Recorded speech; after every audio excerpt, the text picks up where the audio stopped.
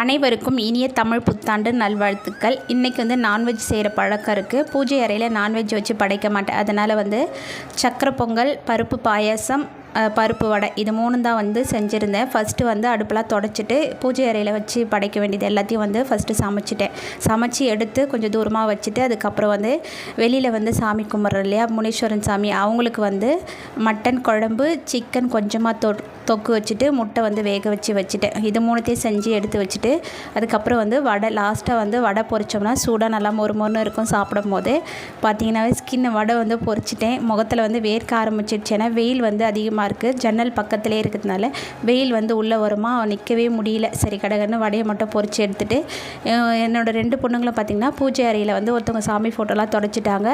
என் பெரிய பொண்ணு பூஜை பாத்திரங்கள்லாம் தேய்ச்சி கொடுத்துட்டாங்க. குழந்தைங்க வந்து கொஞ்சம் சுமாராக தான் போட்டு வச்சுருக்காங்க. பரவாயில்ல, குறை சொல்ல முடியாது. பாய்.